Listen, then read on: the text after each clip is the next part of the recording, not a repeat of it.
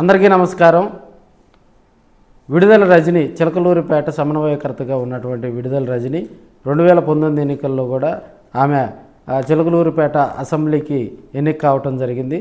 అప్పట్లో ఆమెకి first time ఎమ్మెల్యేగా గెలిచినప్పటికీ కూడా మంత్రివర్గం పునర్విభజన చేసిన టైంలో కూడా ఆమెకు వైద్య ఆరోగ్య శాఖ ఇచ్చి జగన్మోహన్ రెడ్డి గారు ఆమెకు అత్యధిక ప్రాధాన్యత కేటాయించడం జరిగింది. అయితే చిలకలూరిపేట కాన్స్టిట్యున్సీకి సంబంధించినటువంటి రాజకీయాలు చేయటంలో విడుదల రజని దిట్టని చెప్పాలి. ఆమె తెలుగుదేశం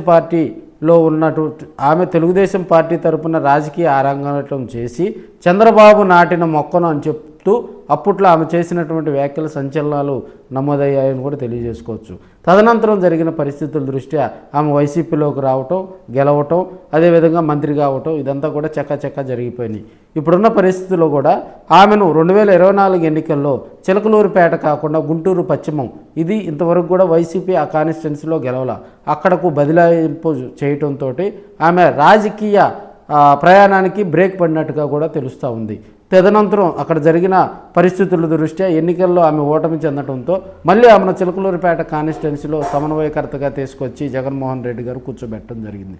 ఇప్పుడు ఆమె రాజకీయంగా కూడా తెలుగుదేశం వైపు చూస్తున్నారా అని కూడా అక్కడ చిలకలూరిపేట కాన్స్టిట్యున్సీలో కొంత అలజడైతే నెలకొని ఉంది. ఎందుకంటే ఇప్పుడున్న పరిస్థితుల్లో కూడా విడుదల గోపి, విడుదల రాము. విడుదల గోపి ఆమె మంత్రిగా చేసిన టైంలో కూడా షాడో మంత్రిగా ఉంటూ ఆమెకు అన్ని విధాలుగా కూడా సహాయ సహకారాలు అందిస్తూ ఉండేవారు.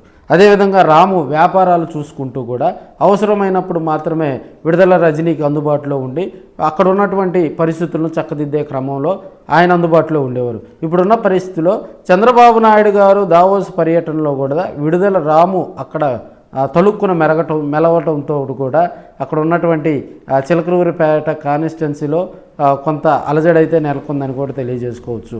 ఈ ఫోటోలు నెట్టింట వైరల్ అవటంతో కూడా రజని మళ్ళీ తెలుగుదేశం పార్టీ వైపు చూస్తుందనే దానికి బలం చేకూరిందని కూడా మనం తెలియజేసుకోవచ్చు.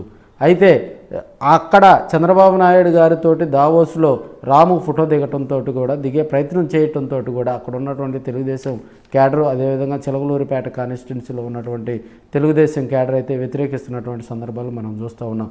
ఎందుకంటే ఆమె ప్రధానంగా కూడా చిలకలూరిపేటలో మంత్రిగా చేసినప్పుడు, ఎమ్మెల్యేగా చేసినప్పుడు కూడా అక్కడ ఉన్నటువంటి తెలుగుదేశం క్యాడర్ను చాలా ఇబ్బందికర పరిస్థితులు గురి చేసింది. క్యాడర్ పట్ల కూడా చాలా ఇబ్బందికర పరిస్థితులు సృష్టించిందని కూడా అక్కడ ఉన్నటువంటి తెలుగుదేశం నాయకులు అయితే వ్యతిరేకిస్తూ ఉన్నారు.